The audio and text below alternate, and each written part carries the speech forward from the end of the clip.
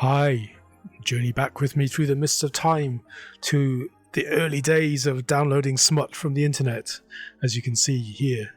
Actually, no, the video is not about smut, it's about this Packard Bell Club 77 that just happens to be full of smut.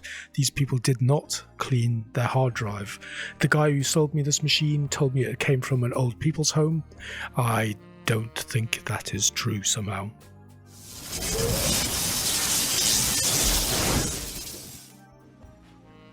Here it is. Saw this on classified ads, got it for 40 English pounds locally, and didn't know what to expect really, but I like the idea that it's kind of complete. The keyboards and mouse are missing, but they're easy enough to find loose on eBay. So it's a nice little 15-inch CRT, the original speakers which have snapped off their mountings, and Celeron 500 in this machine. I do like it when these machines still have the little sort of spec sticker on the front. We don't even have to open it up to see what's inside. So we know we've got a Celeron 500, probably going to have to upgrade that in some way. We've got an Intel 810L chipset, so that limits the bus speed to 100 megahertz. I think it was the 810E that also had the 133 megahertz bus speed, but we've only got 100 here. So that's going to limit the speed of the processor we can use. We've got 64 megs of RAM. We've got onboard Intel graphics, so we need a graphics card, 10 gigs of drive space, 56k fax modem, 2 USB ports. In the middle, we've got the software, all the crap that would have come preloaded onto the machine, presumably. So Windows 98 2nd edition is what we're going to be continuing to use on this machine, and then a whole bunch of other shit. But we don't have to worry about that because they wiped it all and replaced it with porn. And over to the right, there's a bit of other crap about ringing technical support numbers and stuff like that. So on the back, nothing exciting. It definitely hasn't been upgraded, this machine, so it's probably going to be exactly what we just read on the spec sheet. We've got mouse, keyboard, a USB, a parallel, a serial port, VGA for the onboard graphics, crappy outputs for the AC97 sound that's on the motherboard, and a game port, and then the modem is the only expansion card. Now, amazingly, one thing I didn't ask this guy was, does it work? So let's plug it in and find out. And the answer to that is no. So he probably thought he got a bargain when he saw me coming. But yeah, I don't know, the power switch doesn't feel like it's doing anything. I don't know, it might just be one of those sort of soft, no feedback kind of switches, but it's dead as a doornail. So we'll have to open it up and see what we got. Okay, so we'll get the screws off. I mean, this could be like, this machine's so full of smut, it could be like that birthday cake scene in, was it Under Siege, where the stripper jumps out of the cake? A stripper could jump out of this machine from the stuff that I've seen on it. Yeah, look at that. That's filthy, filthy. Okay, so the first thing I do here is just get my PSU tester out and plug it in. And it's showing power on all of the rails, so it's clearly not a problem to do with the power supply. So getting all of the bits out of here, there's nothing really to report because we've seen all the information on the front of the machine, so we know exactly what we've got. All the capacitors look okay. This motherboard doesn't have an AGP slot, which I didn't think it would, so I'm going to be stuck with PCI graphics. But yeah, I need to get it out. I think I'll test the motherboard out on the bench by itself, and then I'll be able to get it and clean all this crap off the case. The motherboard is from Gigabyte, so this is a rather dirty example of a GA6 WMM7 revision 2.0. From what I gather, this board was a pretty good board, and it's 2 times AGP, but only for the onboard graphics, no AGP slot. And it was pretty well respected. Had some good write-ups in the one that I read in Anand Tech. Unfortunately, this is obviously been made for the OEM market because it's been quite severely hobbled. The original one that you would have got from Gigabyte had an ISA slot, and you can see where that would have been here, though it hasn't been included. It also had a decent Yamaha sound chip, but this one just has crappy AC97 and had some other bells and whistles that this doesn't have. I think it was quite a good little overclocker as well, the board that you bought from Gigabyte, but We'll find out what's in the BIOS of this one soon enough. So the motherboard was clean and back together, and I gave it a good check over, and I couldn't see anything obviously wrong with it. There's no corrosion, there's no scratches, everything's clean, the capacitors all look good, and I plugged it in and nothing happened. Still nothing happened, which is a bit disappointing. So there's definitely seems to be some kind of problem getting power into the board when you hit the switch. So to bypass that, I got some little jumper wires and jumped directly onto the back of the ATX connector. Now that got power coming into the board, and the little green light on the motherboard lit up to say that there was power coming in. All the fans started whirring around, but there was still no image coming out of it. So there's clearly something wrong. Probably have to go through and check all the components and use whatever meager skills I have to see if there's anything that can be done about the board. At this point, I went on to the internet to see if I could get any information or find out if anybody had had similar problems. But the first thing that I saw, amazingly, it's like the gods were shining in the little sort of shopping crap where they try and do a hard sell on you before you actually get to the thing that you want on the internet. There was this exact board on eBay for £15. So I thought, you know what, £15, I want to get this machine running. So I bought it, and here it is. These two boards are identical in every way apart from the serial number, so this is probably an OEM board as well. I didn't know whether it was actually a Packard Bell board or not, and it would bug me if it was compact or something like that and you had to deal with that flash screen popping up. You wouldn't want a compact flash screen popping up when you boot it up with the Packard Bell, so I thought if worse comes to worse I'd be able to swap the BIOS off the other board onto this one. But first things first, so just literally going to switch all of the components directly over from the original board onto this one, and then we'll fire it up and see if this one works, hopefully. Hey, it works. So that's cool. So it's an American Megatrends BIOS from 1999, and I've taken the Celeron out and I put in a 700 MHz Pentium 3 with the 100 MHz frontside bus. So we've got a bit of a performance boost. It's probably going to be about the best processor that we can get. I think there might be a 750 with a 100 MHz frontside bus, but this will do fine for this machine. There's even a Packard Bell board as well, so no need to swap the BIOS. We've got the nice little splash screen at the beginning, so this must have come out of a very similar machine, if not an identical machine to this, which is very coincidental really. So while we're booting up, we may as well go into the BIOS because we need to set the time and date. I've already replaced the coin cell, and let's see if there's any of those overclocking chops that were described in the AnandTech review of the manufacturer's board on this OEM version. So you can kind of see that this board is probably derived from a more comprehensive BIOS because there's quite a lot of settings, but there's not a lot you can change. So yeah, it's not that I wanted to overclock this, but it's always nice to have a bit of flexibility in there. Now we know we've got a working system. All that remains is to get all the filth off that case so that we can put it all back together. It's mostly dust. I don't think it's actually worth bathing anything. I think it's really all just dust. So a brush with the anti-static brushes on the electronic bits and a nice wipe down on the case should do the job. There is one thing that I wanted to do was I noticed looking through the fan grill on the PSU, there's a lot of shit inside of that. So I'm going to pop the lid off the PSU as well and just check the caps and look for any potential nasties in there and give the whole thing a blow with some compressed air to get rid of that filth, and then we should be in a position to put the whole thing back together and get the system up and running and see if there's anything on that hard drive. We know there's something on that hard drive. So the case is all being cleaned, all of the dust's been brushed off, so it's looking a bit better now. So we'll get the whole thing put back together again, and then we'll be able to boot it up as a system and see what we got. So, booting into the machine as a complete system for the first time, let's see what we've got. There does seem to be quite a lot of the original kind of OEM install on here, so we've got quite a few icons on the desktop. We've got one for PB Navigator, which is Packard Bell's own kind of help app, I guess. Some things I haven't seen for ages. ULEAD Photo Express. I remember that was like a budget home users photo editing app. Used to get it free on the front of magazines quite a lot. I used to have that several times. I probably installed that. Then we've got a full version of Microsoft Office by the looks of it. So we've got Outlook and Excel and even Front Page. So that'd be quite cool to do some retro web designing at some point. Got a load of usual multimedia stuff. Got something called Adult Chat. We'll maybe take a peek at that later.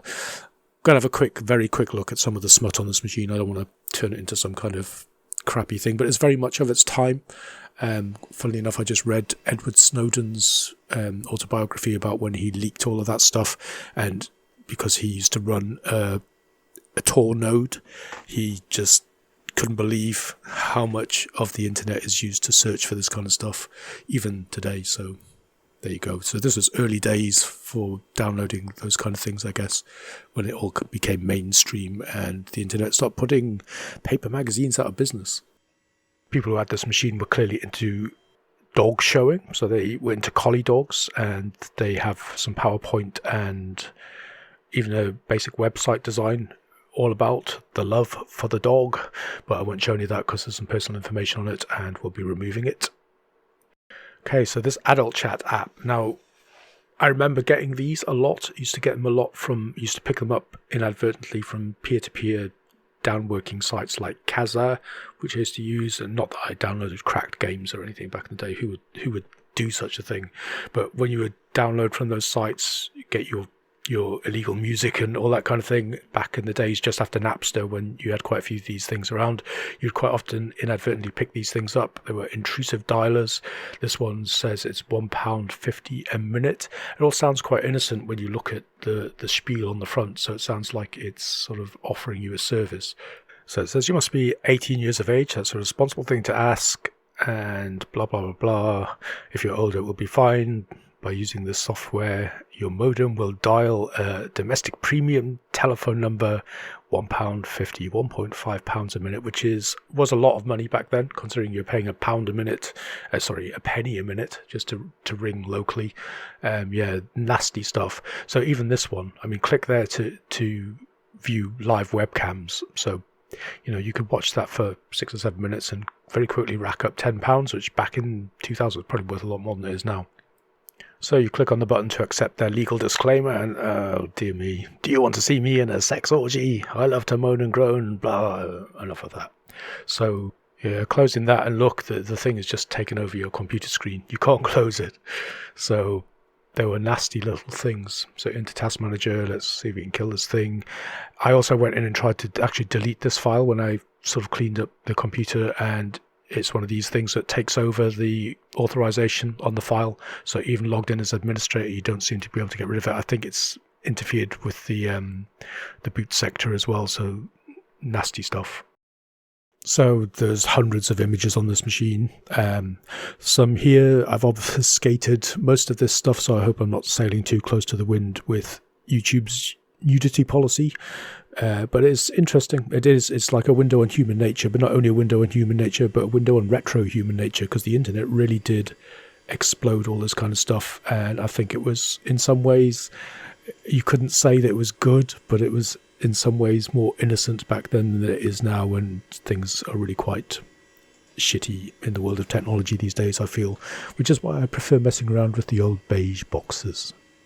So enough of looking at the smut. There is some other stuff in here which is very typical of the time, and that's Flash games. Remember when they were everywhere? So all of a sudden you could download games written in Macromedia Flash, and there's some here. There's one to do with a local football club, kind of version of Pong with a football, a helicopter game. And then there's this one.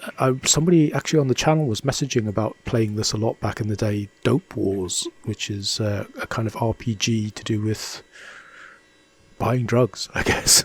I'll probably have a look at that at some point.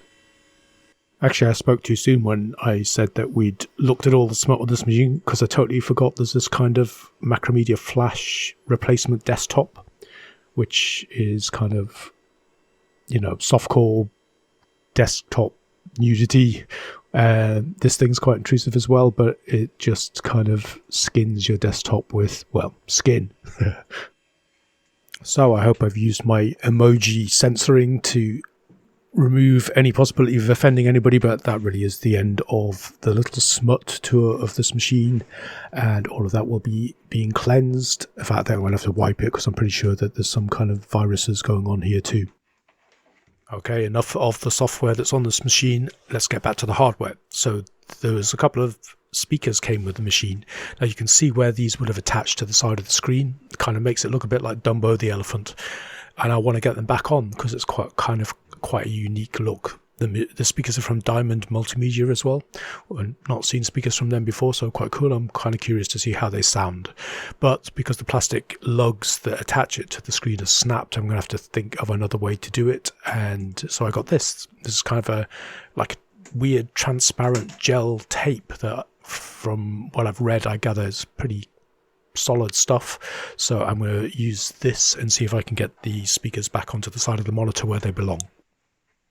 And it did. It worked an absolute treat. That stuff's pretty damn good stuff. These are really solid, and I gave them a good wiggle and jiggle, put quite a lot of pressure on them, and I don't think those speakers are going anywhere anytime soon.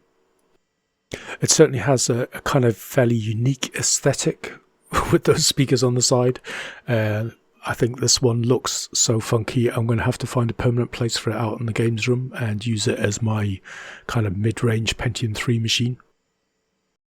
So it was at this point I went back in and tried to clear up some of that crap that was on the hard drive, because my initial idea was if I could get it clean, because there isn't really a lot of stuff installed on this machine. There's a few sort of personal pics, a couple of PowerPoints, and just a shitload of smutty pictures basically. So there's no kind of heavy usage going on here, and I figure if I can clean that out, I should be left with a fairly nice original kind of OEM install and some useful programs on there as well. So I'm going to try and do that. But then when I got to this adult chat thing, I ran into the point where I couldn't get rid of it. So this thing has Norton antivirus installed on it. I thought, you never know, I'll give it a run. Though I imagine that the people who had it probably weren't tech savvy enough to get rid of it once they'd sort of possibly inadvertently, but judging by the amount of pictures on this machine, probably deliberately downloaded that adult chat app. But Norton went through its motions and did not spot that as any kind of virus. Having failed to delete some of that stuff by hand, I went in to try and edit the registry and couldn't. It wouldn't fire up in normal mode, so I had to load it up in safe mode.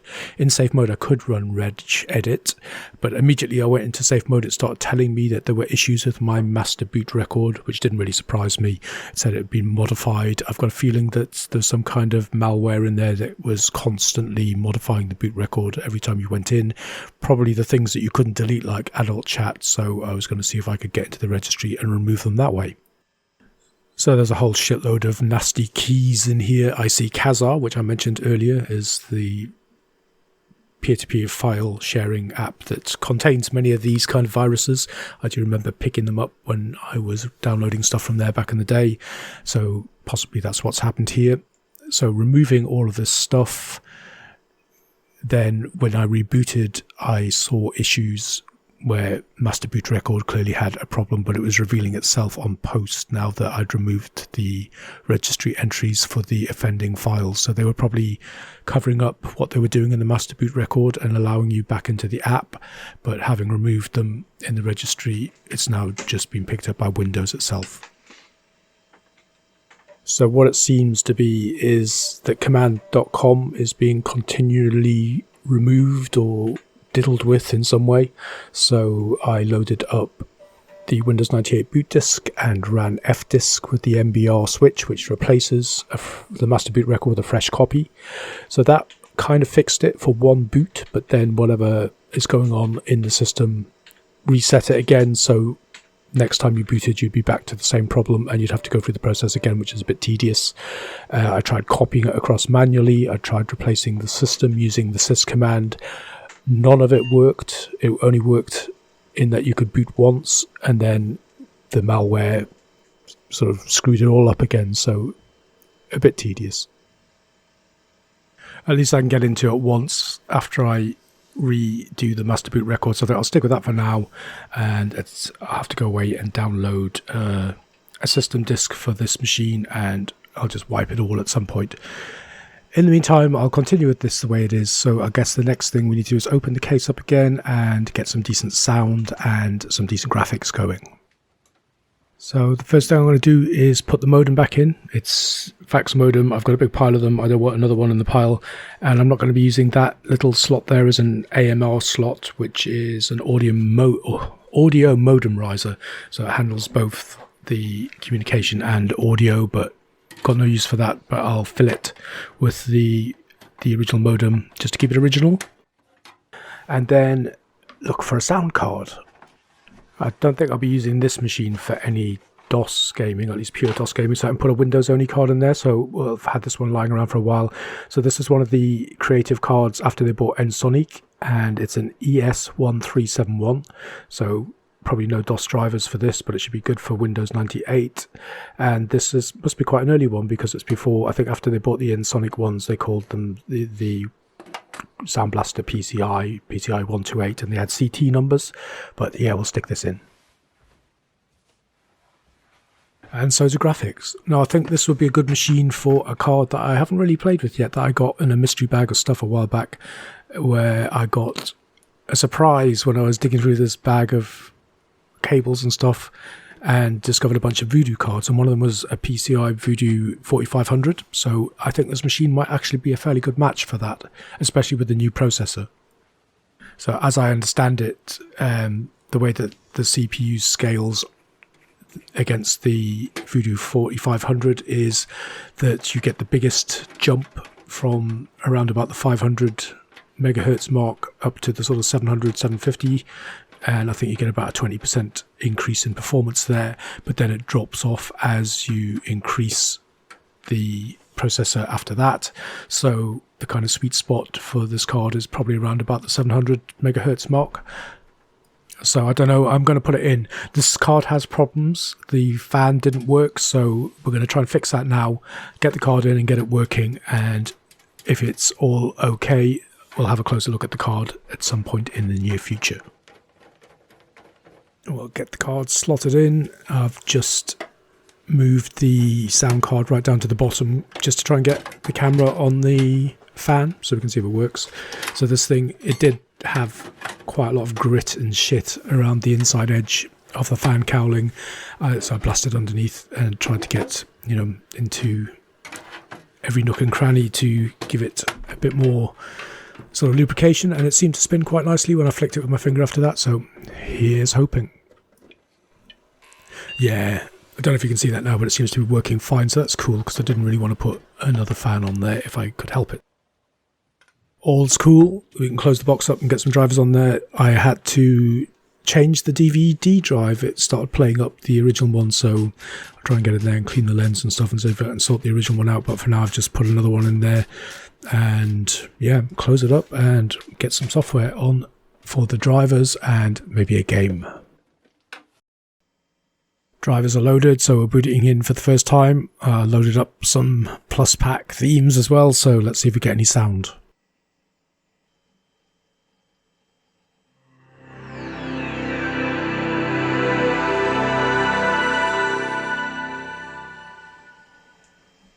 Sweet. So that's all working. I like these speakers. They actually sound half decent. There's some kind of button on the speakers as well. It looks like some kind of, 3D fake type thing. I'll have to look into that a little bit more. Okay, so we're going to load a game, and I've chosen Frank Herbert's Dune. So I'm a massive Dune fan, and I have all games based on this for the PC. My favourite game ever is Dune 2, and this game is made by Cryo Interactive, who I believe were the people who made the first, well, it's actually the second Dune game, the game that we know of as Dune 1, which is just called Dune, which is a kind of point-and-click adventure, and preceded, well, it actually followed Dune 2, I think Dune 2 just made it to market slightly before, but it was an excellent game. Both of those are excellent games. Dune 2 is my favourite game of all time, and this was made by Cryo as well towards the very end, and I think they went bankrupt after this. I think this game was generally slammed. Now, I'm a massive Dune fan. I love the books. I have every version of every game made for the PC. I love all the films. I love the TV miniseries. Though I have to say, I wasn't particularly impressed by the new movie that's just come out. They deleted my favourite character and hacked about with it a bit too much, and it was all kind of yellow, and I didn't like it very much. But this one is based on the miniseries that came out on the Sci-Fi Channel, I believe, in around about, well, the early 2000s, I think. So let's give it a go and see what it's like. So yes, straight away, I mean, it looks okay, but the controls are terrible. There's no kind of camera that I know about. So I'm in the training mission now, so you'd think it would tell you where to kind of move your camera, but there doesn't seem to be anything. And basically the guy moves in the direction of the arrow that you point, which means you can get behind a wall and not be able to see yourself. And it's all very, very clunky. But I feel like I need to persevere with this because it'll be the only Dune game that I haven't played all the way through. It might be quite painful based on this sort of initial experience of doing this tutorial, but never mind. At least it's working, and I've got the 3DFX card working as well, so I'll definitely be looking at that. I need to fish out some cards to do decent comparisons against, and then decide if it's going to stay in this machine and maybe use this as a kind of a late glide box, perhaps. That's kind of it, I guess. The machine has turned out really nicely. I like it. I really do like the craziness of the thing. I like those big elephant ears hanging off the monitor. I like the general look and feel of the machine, and hopefully I'll get the original DVD back in there and sort of working properly after a bit of a clean and a bit of a service. And, you know, I don't know whether this might be a good machine for my Voodoo 4500 or not, and perhaps do with a slightly faster processor, but I think this will do nicely for a sort of late glide machine. And also the contents of the machine, I wasn't sure whether it would be a good thing to show that crap or not, but I think, you know, there's just some general sort of shitty low-res porn on there, which is rubbish and of no sort of significance to anybody. But I do think that some of the other stuff was kind of interesting. You know, those dialers were everywhere. The dialers, just picking up dialers from sort of from download sites and stuff, and then they would be constantly trying to ring out and put you onto premium rate numbers. I remember getting those kind of things a lot when sort of getting stuff from some of these peer-to-peer network sites back in the day. And yeah, some of the other stuff, the sort of flash stuff, those flash kind of overlays, everything was a gimmick back then. Everything was new and shiny and sort of novel, I guess. But I thought it was worth sort of showing that you can actually get machines with this kind of stuff on. I don't think I've ever come across another retro video where somebody's had a machine that's loaded with filth, but there you go. And I've shown it for better or for worse, and hopefully YouTube won't come down on me like a ton of bricks for showing some slightly crude stuff. That's it. I hope you enjoyed seeing this machine put together, and I hope you join me on the next video. Thank you very much for watching.